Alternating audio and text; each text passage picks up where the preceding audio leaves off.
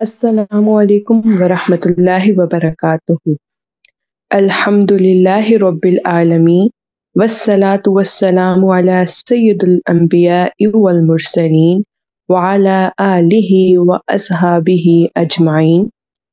تمام تعریفیں اس رب ذوالجلال کے لیے ہیں جس نے ہمیں یہ سعادت نصیب فرمائی کہ آج ہم یہاں جمع ہوئے ہیں، اس ہستی کے ذکر کے لیے جن کی یاد سے دلوں کو سکون اور روح کو تازگی ملتی ہے۔ الحمدللہ آج ہم نبی پاک صلی اللہ علیہ وآلہ وسلم کی سیرت مبارکہ سے کچھ سیکھنے اور سمجھنے کی کوشش کریں گے۔ سیرت نبی صلی اللہ علیہ وآلہ وسلم دراصل ایک نقشہ ہے جو ہمیں ہر موڑ پر روشنی دکھاتا ہے کہ کیسے صبر کیا جائے، کیسے محبت کی جائے، کیسے معاف کیا جائے اور کیسے شکر ادا کیا جائے۔ آئیے اپنے دلوں کو ادب و احترام کے ساتھ بارگاہ رسالت میں جھکا کر حاضر ہوتے ہیں، اس امید کے ساتھ کہ وہ ہمیں اپنی سیرت کا فیض ضرور عطا فرمائیں گے۔ آج ہم جو سیشن شروع کرنے والے ہیں اس میں جو ٹاپک ہے آپ کی مدنی حیات مبارکہ کے پہلے 5 سال کا حصہ دوم۔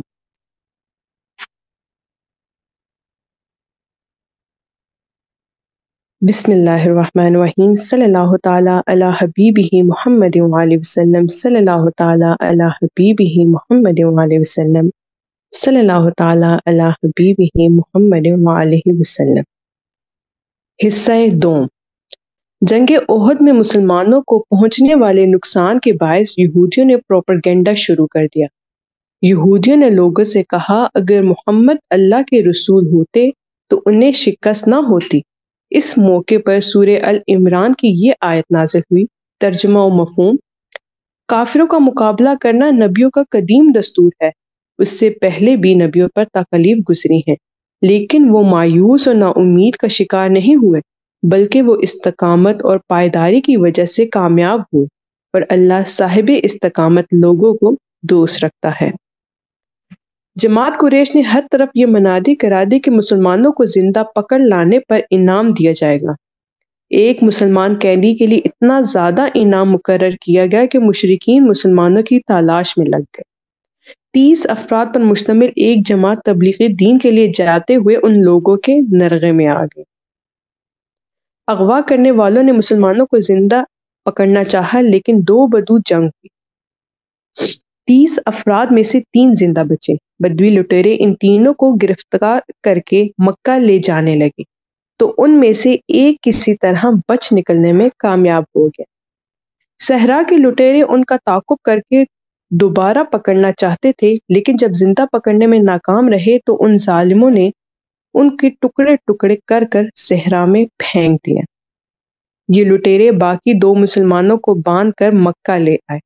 وہاں پہنچ کر انہوں نے دیکھا کہ مکہ کے تمام اشراف ان دونوں کو حاصل کرنے کے لیے اتنے بے قرار ہیں کہ ایک دوسرے سے سبقت لینے کی کوشش کر رہے ہیں۔ صحرا کے لٹیرے جب یہ صورتحال دیکھی تو انہوں نے انعام لینے کے بجائے دونوں مسلمانوں کو نیلام کرنے کا فیصلہ کیا تاکہ زیادہ سے زیادہ رقم حاصل کر سکیں۔ سب سے زیادہ بودلی لگانے والا شخص صفوان بن امیہ تھا، جو ابو سفیان کے بعد مکہ کا سب سے بڑا سردار مانا جاتا تھا۔ اس نے ایک مسلم حضرت عمر بن خطاب کو خرید لیا، جبکہ دوسرے مسلمان کو مکہ کے ایک اور سرکردہ شخص نے بھاری رقم دے کر خرید لیا۔ اہل مکہ نے جب یہ دیکھا کہ 2 مالدار لوگ 2 مسلمانوں کو خرید کر اپنے ہی قتل کا انتقام لینے کے لیے قابو میں لانا چاہتے ہیں تو انہوں نے احتجاج کیا کہ ہم نے بھی مسلمانوں کے ہاتھوں اذیت اٹھائی ہے۔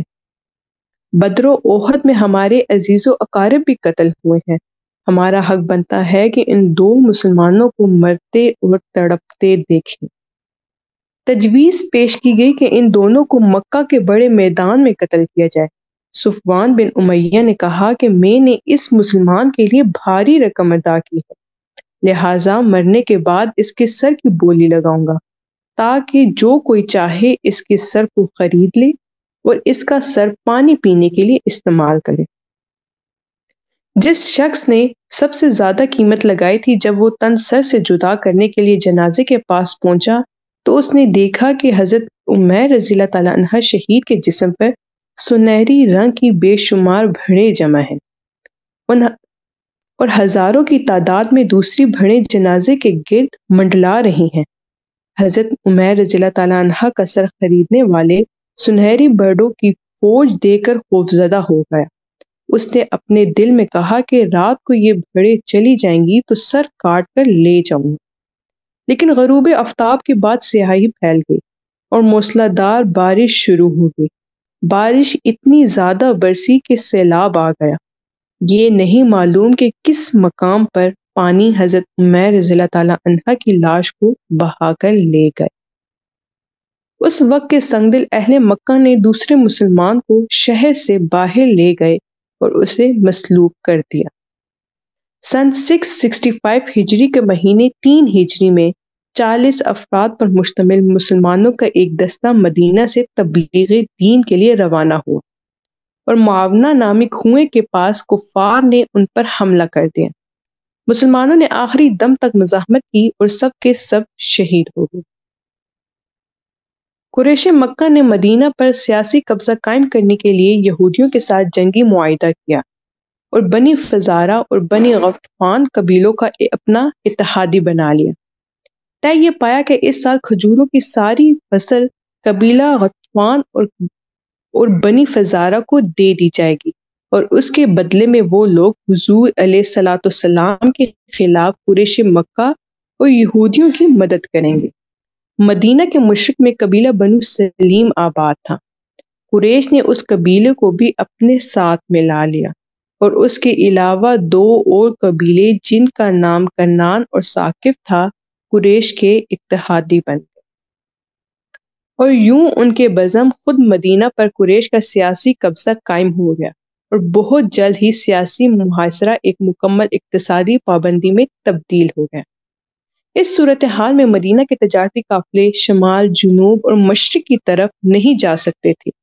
شام کی سرحد کے نزدیک اب ایک ہی شہر دومتہ الجندل ایسا تھا کہ جس سے تجارتی قافلے گزر سکتے تھے، اور وہاں کے حکمران نے بھی مسلمانوں قافلوں پر پابندی لگا دی۔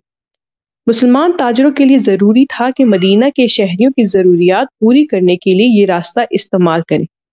مدینہ کی سیاسی اور اقتصادی ناکہ مکمل ہونے کے بعد اتحادیوں اور جملہ منافقوں کے سربراہ عبداللہ بن ابی نے پیغمبر اسلام اور عام مسلمانوں کے خلاف ایک نئی سازش کا منصوبہ بنایا کہ محمد صلی اللہ علیہ وآلہ وسلم کو مدینے سے باہر بلایا جائے، اور جب آپ صلی اللہ علیہ وآلہ وسلم مدینہ میں نہ ہوں تو اچانک حملہ کر کے مسلمانوں کو قتل عام کر دیں۔ اس مقصد کو پورا کرنے کے لیے قبیلہ بنو مستلق کے ساتھ مل کر مدینہ پر حملہ کرنے کی تیاریاں شروع کر دی۔ سیدنا حضور علیہ الصلوۃ والسلام کو جب پتہ چلا کہ بنو مستلق کا قبیلہ مسلمانوں پر حملہ کرنا چاہتا ہے تو انہوں نے جوابی کارروائی کا فیصلہ صادر کیا۔ ادھر منافقوں کا سردار عبداللہ بن ابی مسلمانوں کے قتل کی تدبیر کر رہا تھا۔ ادھر اس سازش کو ناکام کرنے کے لیے سیدنا حضور علیہ الصلوۃ والسلام نے ایک گروہ کی قیادت اس کے سپرد کر دی اور اپنے ہمراہ محاذ جنگ پر لے گئے۔ اس طرح منافقوں کی جماعت مدینہ میں سربراہ کے بغیر رہ گئی۔ اس حکمت عملی کا یہ نتیجہ نکلا کہ سیدنا حضور علیہ الصلوۃ والسلام کی عدم موجودگی میں مدینہ پر حملہ کا منصوبہ ناکام ہو گیا۔ اس سفر میں کل 33 افراد تھے، جس میں سے 10 مہاجر اور 20 انصار تھے، جبکہ بنو مستلق کا لشکر 200 سپاہیوں پر مشتمل تھا۔ قبیلہ بنو مستلق کے 10 افراد موت کی گھاٹ اتر گئے اور پورا قبیلہ اسیر ہو گیا۔ اس جنگ میں ایک مسلمان شہید ہوئے۔ دومتہ الجندل کے حکمران نے شام اور بین النہرین کو جانے والے مدینہ کے کاروانوں پر پابندی عائد کر کے اہل مدینہ کا اقتصادی گلا گھونٹ رکھا تھا۔ سیدنا حضور علیہ الصلوۃ والسلام 1000 افراد کے ساتھ دومتہ الجندل کی جانب روانہ ہوئے۔ راستے میں قبیلہ غطفان کے سردار سے ملاقات کی تاکہ جنگ کی صورتحال میں سے ایسی غیر جانبدار رہنے کی ترغیب دی سکے۔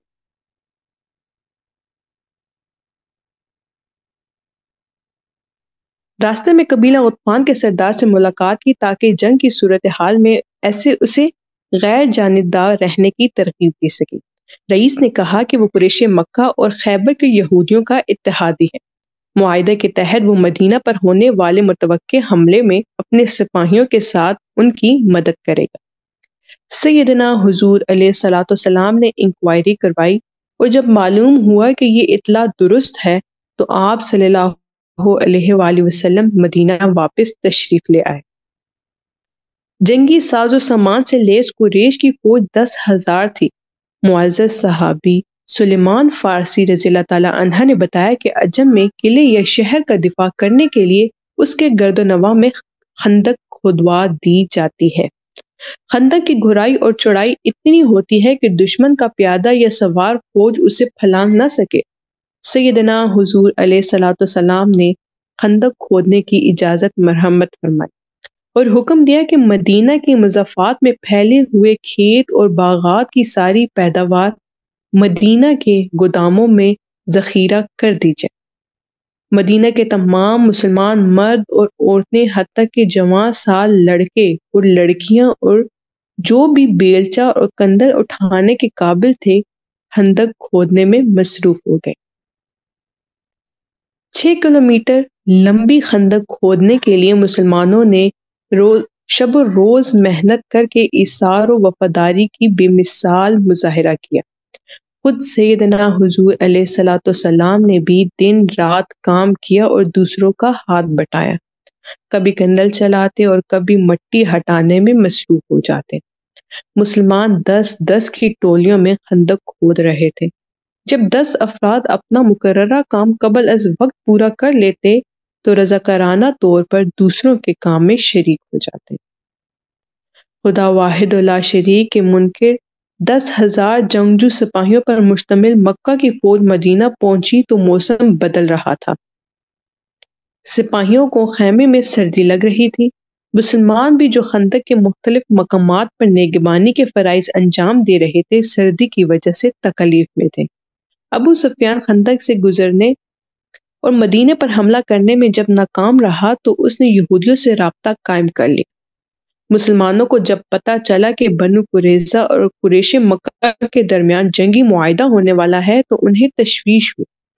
حضور علیہ الصلوۃ والسلام سے عرض کیا، یا رسول اللہ، ہم خطرے میں ہیں۔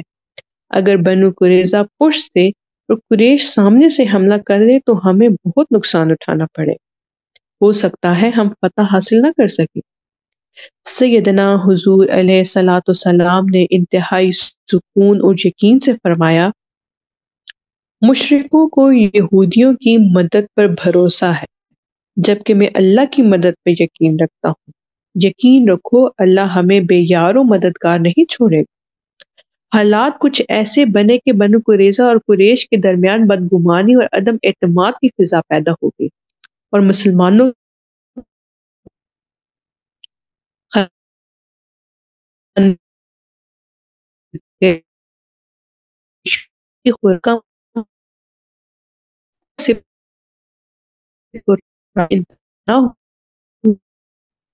اور سپاہی آپس میں لڑ پڑیں گے۔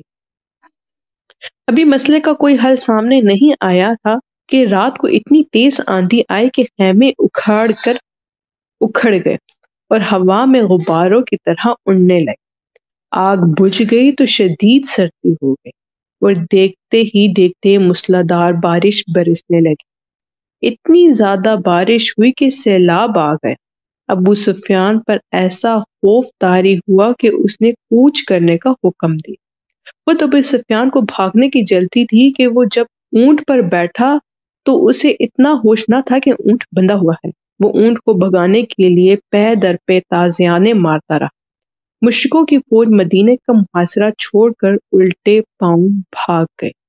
اگرچہ جنگ ختم ہو چکی تھی، دشمنان اسلام کی فوج جا چکی تھی، لیکن مدینہ کا اقتصادی اور معاشی محاصرہ جاری تھا۔ صلی اللہ تعالی علی حبیبہ محمد وآلہ وسلم، صلی اللہ تعالی علی حبیبہ محمد وآلہ وسلم، صلی اللہ تعالی علی حبیبہ محمد وآلہ وسلم۔ ابھی ہم نیکسٹ ٹاپک سٹارٹ کریں گے۔ صلح حدیبیہ۔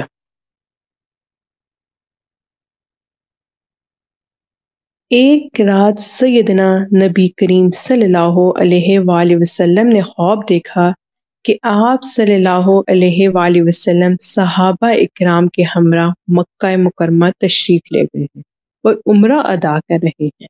جب حضور علیہ الصلوۃ والسلام نے تمام مسلمانوں کے ساتھ مکہ جانے کا ارادہ فرمایا تو صحابہ اکرام رضی اللہ تعالیٰ عنہ نے عرض کیا، یا رسول اللہ، کیا آپ کا ارادہ مکہ پر حملہ کرنے کا ہے؟ آپ صلی اللہ علیہ وآلہ وسلم نے جواب دیا، نہیں، ہم صرف عمرہ ادا کرنے کے لیے مکہ جا رہے ہیں۔ ہجرت کے چھٹے سال حضور علیہ الصلوۃ والسلام اپنے تقریباً 2000 ساتھیوں کے ہمراہ مکہ کی جانب روانہ ہوئے۔ اس مرتبہ مسلمانوں کے قافلے میں کئی سو اونٹ بھی شامل تھے۔ یہ منظر قریش مکہ کے سرداران کے لیے نہایت تشویش کا باعث تھا۔ وہ فیصلہ کرنے سے قاصر تھے کہ کیا کریں۔ اگر وہ اجازت دے دیتے کہ مسلمان اتنے بڑے قافلے کے ساتھ شہر میں داخل ہوں تو خطرہ تھا کہ وہ مکہ میں قبضہ کر لیں گے۔ ان کے دلوں میں یہ خدشہ بھی تھا کہ اگر 2000 مسلمان مکہ میں داخل ہوں گے تو واپسی پر ان کی تعداد کہیں اس سے زیادہ نہ ہو جائے۔ چنانچہ قریش نے فیصلہ کیا کہ مسلمانوں کو مکہ میں داخل نہ ہونے دیا جائے۔ حضور علیہ الصلوۃ والسلام نے ان کے خدشات اور اندیشوں کو دور کرنے کے لیے ایک سفیر بھیجا تاکہ وہ قریش مکہ کو یہ بتائے کہ مسلمان لڑائی کے لیے نہیں آئے، ان کا مقصد صرف خانہ کعبہ کی زیارت کرنا ہے۔ ان کے پاس کوئی ہتھیار نہیں، اگر وہ جنگ کے لیے آتے تو ہتھیار پہن کر آتے۔ لیکن سیدنا حضور علیہ الصلوۃ والسلام کا سفیر مکہ نہ پہنچ سکا۔ 200 سواروں کا ایک دستہ جس کی قیادت اکرمہ بن ابی جہل کر رہا تھا، راستے میں رکاوٹ بنا اور مسلمانوں کو گرفتار کر لیا۔ انہوں نے مسلمانوں کے جتنے اونٹ تھے ان کی ٹانگیں کاٹ لی۔ سفیر اور اس کے ساتھی اونٹوں سے محروم ہو کر ریگستان میں بھٹکنے لگے۔ قریب تھا کہ وہ ہلاک ہو جاتے، مگر خدائے مدد سے وہ مسلمانوں کے قافلے تک پہنچنے میں کامیاب ہو گئے۔ ذو الخلیفہ کے مقام پر مسلمانوں نے قربانی کے اونٹوں پر نشانی لگانے کی رسم ادا کی۔ مسلمانوں نے اسی مقام پر عمرے کے لیے احرام باندھے اور مکہ کی جانب روانہ ہوئے۔ سیدنا حضور علیہ الصلوۃ والسلام نے ہر قسم کے ٹکراؤ سے بچنے کے لیے ذو الخلیفہ کا پہاڑی راستہ اختیار کیا اور مکہ کی طرف سفر جاری رکھا۔ ذو الخلیفہ کی سرزمین سے گزرنے کے بعد وہ لوگ ایک نہایت تنگ اور دشوار گزران پہاڑی علاقے میں داخل ہوئے، جہاں سے اونٹوں کا گزران مشکل اور خطرناک تھا۔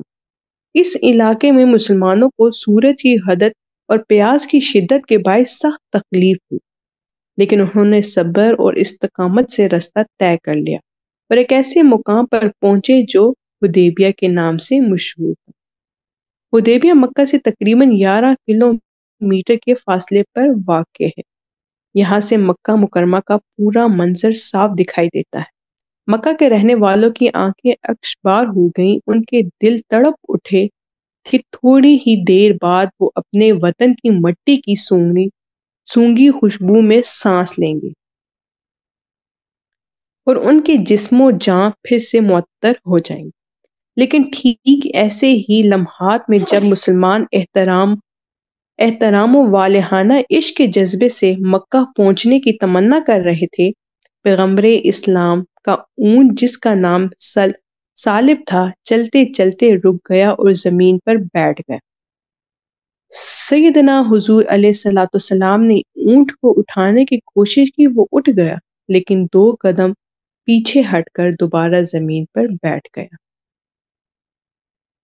آپ صلی اللہ علیہ وآلہ وسلم اونٹ سے اتر آئے اور مسلمانوں کو مخاطب کر کے فرمایا، خدا کی مرضی یہی ہے کہ ہم لوگ اسی جگہ قیام کریں۔ رسول اللہ صلی اللہ علیہ وآلہ وسلم کا یہ ارشاد سن کر تمام مسلمان اپنے اونٹوں سے اتر آئے، مگر ان کے دل غمگین اور مایوس تھے۔ انہیں یہ امید نہ تھی کہ مکہ کی حدود میں داخل ہو کر بھی مکہ سے باہر ٹھہرنا پڑے گا۔ یہ جگہ حدیبیہ کے علاقے میں تھی موسم بہار میں یہاں پانی وافر مقدار میں ہوتا، مگر اس وقت پانی بالکل موجود نہ تھا۔ مسلمانوں نے عرض کی، یا رسول اللہ، ہمارے ساتھ کئی سو اونٹ ہیں اور ہم تقریباً 2000 افراد ہیں، یہاں پانی نہیں ہے، ایسی خشک مقام پر کیسے قیام کریں؟ ہماری گزارش ہے کہ اگر ہم آگے بڑھیں گے تاکہ ایسی جگہ پہنچ جائیں جہاں پانی میسر ہو۔ سیدنا حضور علیہ الصلوۃ والسلام نے دعا کے لیے دونوں ہاتھ آسمان کی طرف اٹھائے اور عرض کیا، اے خالق و مالک، اگر تو پانی مہیا نہ کرے تو مسلمان بے اختیار حرم میں داخل ہو جائیں۔ آپ صلی اللہ علیہ وآلہ وسلم نے وہاں موجود ایک پرانے خشک کنویں میں اپنے ترکش سے ایک تیر گاڑنے کا حکم دیا۔ تیر لگاتے ہی کنویں میں سے پانی کا چشمہ پھوٹ نکلا۔ محمد رسول اللہ صلی اللہ علیہ وآلہ وسلم کی آمد کی خبر سن کر قریش مکہ سخت الجھن میں پڑ گئے۔ وہ سوچنے لگے کہ اگر ہم مسلمانوں کو مکہ میں داخل ہونے سے روکیں گے تو جزیرۃ العرب کے لوگ ہمارے مخالف ہو جائیں گے۔ عرب قبائل یہ سمجھیں گے کہ ہم خانہ کعبہ کے مالک بن بیٹھے ہیں اور حج و عمرہ اب ہماری مرضی سے ہوگا، اور اگر ہم محمد صلی اللہ علیہ وآلہ وسلم کے عظیم قافلے کو مکہ میں داخل ہونے دیتے ہیں تو سارے عرب میں یہ بات پھیل جائے گی کہ محمد صلی اللہ علیہ وآلہ وسلم ہم پر غالب آ گئے۔ اس صورتحال سے نمٹنے سعود کو سفیر مقرر کیا تاکہ وہ حدیبیہ جا کر محمد صلی اللہ علیہ وآلہ وسلم سے مذاکرات کر سکے۔ عروہ بن مسعود نے سیدنا حضور علیہ الصلوۃ والسلام سے ملاقات کی اور پوچھا، تم لوگ کس مقصد کے لیے آئے ہو؟ سیدنا حضور علیہ الصلوۃ والسلام نے فرمایا، ہم خانہ کعبہ کی زیارت کے لیے آئے ہیں، لڑنے یا جھگڑنے کے لیے نہیں۔ عروہ بن مسعود کو قربانی کے اونٹ دکھائے گئے جن پر قربانی کے نشان لگے ہوئے تھے۔ گفتگو کے دوران عروہ نے بدتمیزی کرتے ہوئے سیدنا حضور علیہ الصلوۃ والسلام کے مبارک چہرے کو ہاتھ لگایا۔ حضرت مغیرہ بن شعبہ رضی اللہ تعالیٰ عنہ غضبناک ہوئے اور انہوں نے تلوار کی نوک عروہ کے ہاتھ میں چبھائی اور کہا، گستاخی نہیں کرو، ادب سے بات کرو۔ حضرت ابوبکر صدیق رضی اللہ تعالیٰ عنہ نے عروہ سے کہا، اے عروہ، اگر تو سفیر نہ ہوتا تو اس گستاخی کی سزا میں تجھے موت کی نیند سلا دیتا۔ جب عروہ بن مسعود قریش کے پاس پہنچے تو انہوں نے قریش کے بزرگوں سے کہا، میں نے روم کا دربار اور حبشہ کا بادشاہ نجاشی کا دربار دیکھا ہے، مگر جو وفاداری اور جان نثاری مسلمانوں کے دلوں میں حضور علیہ السلام کے لیے ہے، یہ کیسر اور نجاشی کے لیے نظر نہیں آئی۔ عروہ بن مسعود کے بعد قریش کا ایک اور نمائندہ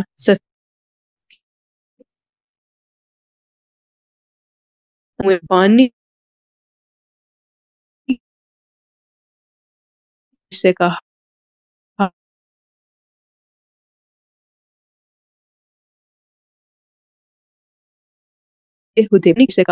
کہ وہ حج کا مخصوص شک نہیں کہ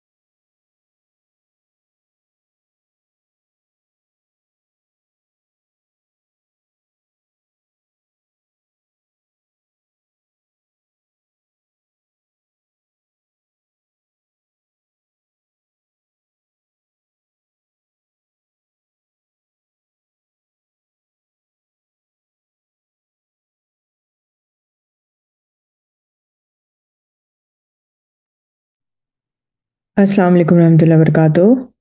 شہر بانو آپ کی آواز ڈراپ ہو گئی ہے۔ جی بھائی جی آپ دوبارہ دوبارہ پوچھیں۔ جی جی شکریہ۔ جی، قریش کے نمائندے کو آزاد چھوڑ دو تاکہ وہ جہاں چاہیں جائیں، جس سے چاہیں ملاقات کریں اور جو کچھ چاہیں دیکھ لیں۔ خلیس بن علقمہ نے جب یہ دیکھا کہ سب مسلمان احرام باندھے ہوئے ہیں اور قربانی کے لیے اونٹ ساتھ لائے ہیں، اسے مسلمانوں کی خیمہ گاہ میں کوئی جنگی ہتھیار نظر نہیں آیا۔ خلیس تیزی سے مکہ واپس گیا اور قریش کے سرداروں سے کہا، اے مکہ کے سردار، میں یقین سے کہہ سکتا ہوں کہ مسلمان خانہ کعبہ کی زیارت کے لیے آئے ہیں۔ ان کی نیت خالص ہے۔ میرے خیال میں انہیں مکہ آنے کی اجازت ہونی چاہیے، کیونکہ ہر شخص کو خانہ کعبہ کی زیارت کا حق ہے۔ خانہ کعبہ پر کسی ایک کی آجاداری نہیں۔ قریش کے سردار پھر بھی مسلمانوں کے داخلے پر راضی نہ ہوئے تو خلیس ناراض ہوئے اور کہا، اگر تم نے محمد صلی اللہ علیہ وآلہ وسلم اور ان کے پیروکاروں کو مکہ آنے اور کعبہ کی زیارت سے روکا تو میں تم سے علیحدہ ہو جاؤں گا، اور آج کے بعد تم مجھے اپنا اتحادی نہ سمجھ۔ قریش اپنی ضد پر قائم رہے۔ اس پر سیدنا حضور علیہ الصلوۃ والسلام نے اپنا قاصد فراش بن امیہ خزاعی رضی اللہ تعالیٰ عنہ کو مکہ بھیجا تاکہ وہ اہل مکہ کے خدشات دور کرے، مگر قریش نے انہیں گرفتار کر لیا اور ان کے اونٹ کو ہلاک کر دیا۔ جب یہ خبر حضور علیہ الصلوۃ والسلام کو ملی تو آپ نے حضرت عثمان غنی رضی اللہ تعالیٰ عنہ کو اپنا قاصد بنا کر بھیجا۔ حضرت عثمان رضی اللہ تعالیٰ عنہ جب قریش سے ملاقات کی تو انہوں نے کہا، آپ چونکہ ہمارے قبیلے سے تعلق رکھتے ہیں تو ہم آپ کو اجازت دیتے ہیں کہ آپ کعبہ کا طواف کریں اور عمرہ بھی ادا کریں، لیکن محمد صلی اللہ علیہ وآلہ وسلم کو ہم یہ اجازت نہیں دے سکتے کہ وہ خانہ کعبہ میں داخل۔ قریش کی اس ضد اور ہٹ درمی کی وجہ سے مذاکرات ناکام ہو۔ اس دوران مسلمانوں میں یہ افواہ پھیل گئی کہ حضرت عثمان رضی اللہ تعالیٰ عنہ کو شہید کر دیا گیا ہے۔ صلی اللہ تعالیٰ علی حبیبہ محمد وآلہ وسلم۔ صلی اللہ تعالیٰ علی حبیبہ محمد وآلہ وسلم۔ صلی اللہ تعالیٰ علی حبیبہ محمد وآلہ وسلم۔ آج کے ٹاپک یہیں پہ اینڈ ہوتے ہیں۔ آپ سب سے گزارش ہے، آپ سب کو اس میں جو کچھ بھی سمجھ آیا آپ سب ہم سے ضرور شیئر کریں۔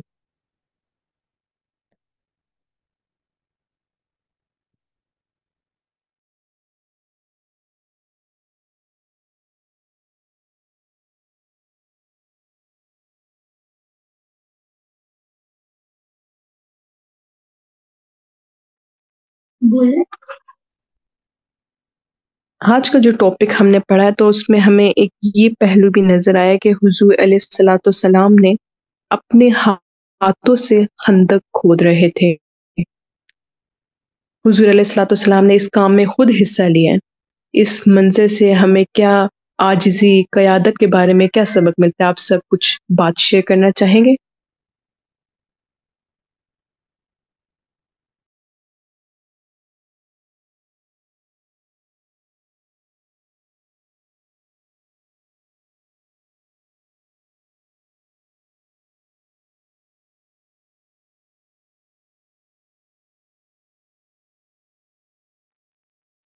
شاید ہم نے لاسٹ سیشن میں بھی اس کے بارے میں بات کی تھی کہ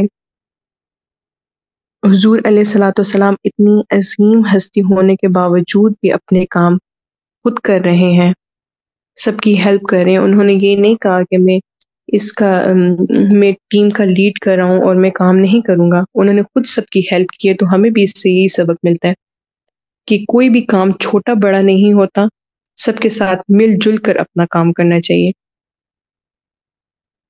آپ سب سے بھی درخواست ہے، آپ سب جو بھی پوائنٹ شیئر کرنا چاہ رہے ہیں ہم سب سے ضرور شیئر کریں۔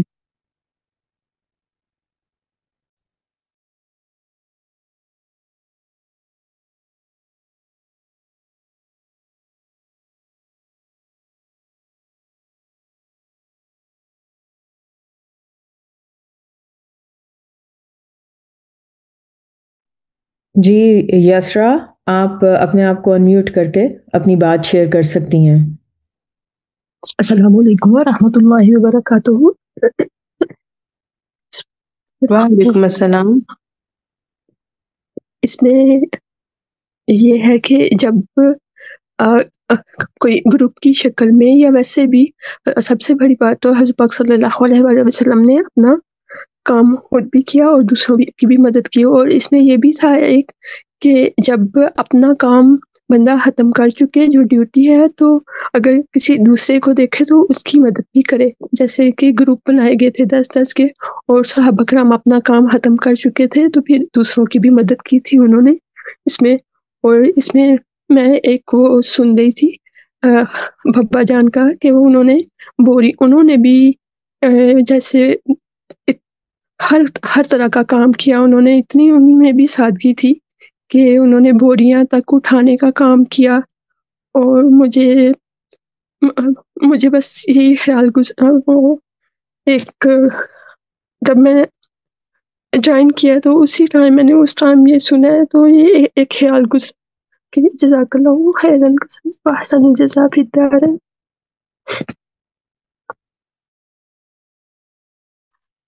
بہت بہت شکریہ یسرا باجی، آپ نے بہت خوبصورت بات کی کہ کوئی بھی کام چھوٹا بڑا نہیں ہوتا، ہمیں ضرور کرنا چاہیے۔ جی ساریہ باجی۔ جی شہر بانو، آپ نے صلح حدیبیہ کا بھی ذکر کیا، تو اس سے دیکھیں ہمیں کتنا بڑا ایک لیسن ملتا ہے کہ ہر باری ہمیں اپنے ٹھیک ہے، ہمیں بہت شوق ہوتا ہے اللہ تعالیٰ سے محبت کا، رسول پاک صلی اللہ علیہ وسلم سے محبت کا، لیکن ہر باری ہمیں اپنے جذبات کو اپنی تمام حکمت عملی پر حاوی نہیں ہونے دینا چاہیے، بلکہ ہر وہ اقدام لینا چاہیے جو صلح اور صفائی کی طرف چل سکے۔ صلح حدیبیہ کے موقع پر بھی کچھ ایسا ہی مظاہرہ جو ہے وہ حضور پاک صلی اللہ علیہ وسلم نے صحابہ اکرام رضی اللہ عنہ کو کمیونیکیٹ کیا۔ تو اس سے ہمیں یہ سبق ملتا ہے کہ امن سلامتی بہت بڑی بات ہے، اور اسلام ہمیشہ امن اور سلامتی کی بات کرتا ہے، تو ہمیں ہمیشہ اس چیز کو پریفرنس دینی چاہیے اور اپنے جذبات کو قابو میں رکھنا چاہیے۔ شکریہ جی، السلام علیکم ورحمۃ اللہ وبرکاتہ۔ جی باجی، آپ نے بہت خوبصورت بات کی کہ حضور علیہ الصلوۃ والسلام نے ایک بار نہیں، 2 بار نہیں، 3 بار سفیر بھیجا کہ یہ جو پرابلم ہے یہ کمیونیکیشن کے ذریعے حل ہو جائے۔ انہوں نے کوئی بھی ایسے رسپونس نہیں کیا جس کی وجہ سے کوئی برا محسوس کریں۔ تو ہمارے بھی جو معاملات ہوں ہم پہلے کمیونیکیشن سے سولو کریں، اس سے جو مجھے سمجھ آئی۔ یسرا باجی، آپ کچھ کہنا چاہ رہی ہیں؟ آپ کا ہینڈ ریز ہے۔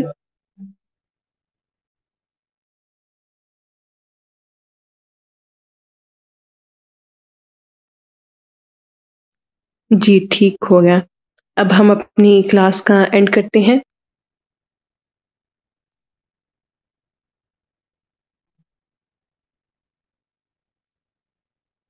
ہم اللہ پاک کے حضور دعا کرتے ہیں کہ آج کی اس سیرت کی کلاس میں جو کچھ ہم نے سیکھا ہے، اس سے ہمارے دلوں میں پختہ یقین اور ہمارے عمل میں مضبوطی بنا دے۔